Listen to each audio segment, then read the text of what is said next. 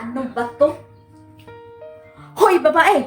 Yun lang ba ang ulam nandyan sa misa? Yun lang ang natira? Anong ibig mong sabihin? Inuubos mo? Grabe ka naman!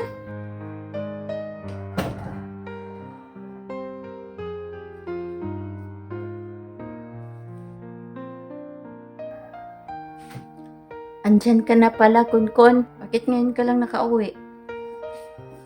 Oh, at bakit? Anong pakialam mo? Nanay ba kita? Di naman kita nanay ah. Magdamag akong hindi natulog. Kasi nag-alala ako sa'yo. Anong drama na naman yan? Para lalong bumilib sa'yo si nanay? Alam ko naman yun eh. Simula pa noon. Nung mga bata pa tayo. Ikaw yung paborito ni nanay kaysa sa akin na sarili niyang anak. Kasi bida-bida ka. Kahit na magdamag akong hindi mo uwi at umaga na ako nakauwi, huwag mo akong pakialam. Buisit ka talaga sa buhay ko eh. Dagdag ka pa ng palamunin dito sa bahay. Bakit mo ba ako pinakialaman, ha? Ikaw nga, gabi-gabi kang umaalis. Pinapakialaman ba kita? Hindi naman ah. Hindi ka naman namin kaano-ano. Ikaw yung salot at malas dito sa pamilya namin. Ikaw, ampon ka lang, kaya sampig ka lang. Nag-alala lang naman ako sa'yo. Kasi, mahal kita bilang kapatid. Kapatid? Wala akong kapatid. Alam mo ba kung anong ibig sabihin ng only daughter? Ha? The only daughter? Kaya, wala akong kapatid. Kasi only daughter nga ako, hindi ba? Kaya huwag kang umasta na magkapatid tayo. Dahil hindi. Hindi.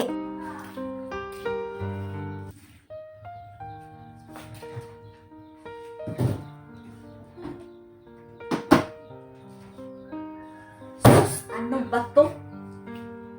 Hoy, babae! Yun lang ba ang ulam nandyan sa misa? Yun lang ang natira? Anong ibig mong sabihin? Inuubos mo? Grabe ka naman! Pasensya ka na, Kunkon. Yun lang ang ulam natin ngayon. Ako nga, hindi pa nga ako kumakain eh. Pero okay lang. Walang problema sa akin.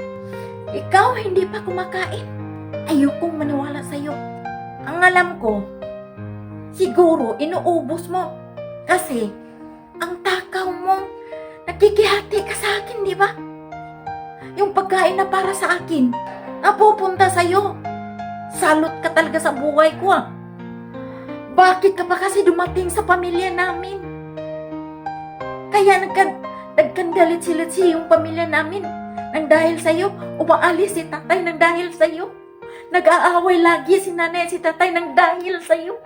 Hindi sila nagkakaintindihan nang dahil sa'yo. Bakit ka pa kasi dumating sa pamilya namin? Bakit? Ayoko makita yung pagmumukha mo. Alam mo ba yan? Naghiwalay si tatay at si nanay nang dahil sa'yo. Kinukuha mo ang atensyon nila sa akin.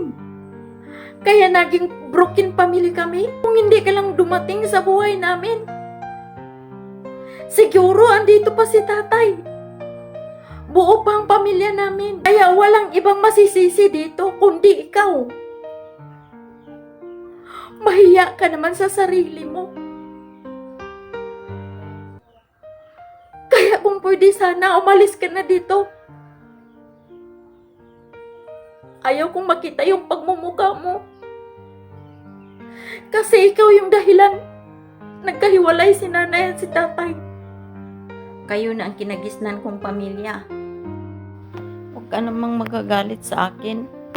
Hindi ko naman kagustuhan na maampon ako. Maawa ka naman sa akin. Wala naman akong kasalanan eh. Kung nagkahiwalay man si tatay at si nanay, hindi ko kasalanan yun. So please lang, huwag mo akong sisisihin. Parang awa mo naman.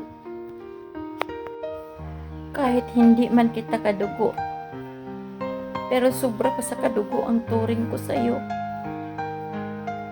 Mahal na mahal kita kung alam mo lang kung gaano kita kamahal. Alam ng Diyos yun. Mahal kita. Mahal ko kayo ni nanay. Kayo lang ang pamilya ko at wala nang iba. Anong sabi mo? Palamunin yung ate mo? Ang kakapal ng mukha mo. Kanina pa akong nakikinig sa inyo Hindi ka marunong gumalang. Anong klaseng tao ka? Hindi kita pinalaking ganyan. Ang sama-sama ng ugali mo. Anong sabi mo? Palamunin? Hindi mo ba alam ikaw yung totoong palamunin dito? Ang tanda-tanda mo na. Hindi ka pa nga nagtrabaho. Hindi ba? Wala kang trabaho? Lakwat sira ka pa. Lagi kang umaalis dito sa bahay. At ikaw pa yung may ganang magalit. At hindi mo alam na yung ate mo ay yun ang bumuhay sa atin. Siya ang totoong may trabaho at hindi ako. Yung sinasabing mong umaalis tuwing gabi, kasi yung trabaho niya, nasa call center siya, yun ang trabaho niya, magdamag. Di lang siya umaalis tuwing may day off siya. Kaya wag mo siyang pagsasabihan ng palamunin lang dito. Kasi ikaw yung palamunin.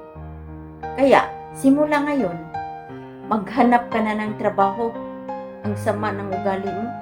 Wag mong isisisi sa ate mo na umalis ang tatay mo. Irresponsable talaga yun. Yung dati, matagal kaming hindi nagkaanak. Kaya nakita ko yun si ate mo dun sa basurahan. At dinampot ko at dinala dito.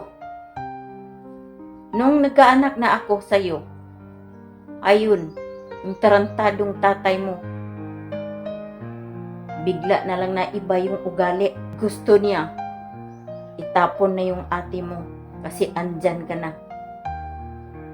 At hindi ko yun magagawa dahil napamahal ko na yung ate mo. Mahal na mahal ko yung ate mo kasi ang bait talagang batang yan at hindi pasaway, hindi kagaya mo. Sorry po, inay. Sorry po. Kawawa naman pala si ate. Hindi ko kasi alam na ganyan ang pangyayari. Kaya sorry. Hindi na talaga mauulit. Kaya tandaan mo yan. Huwag mong pagsabihan ng ate mo na palamunin dito. Humingi ka ng sorry sa kanya.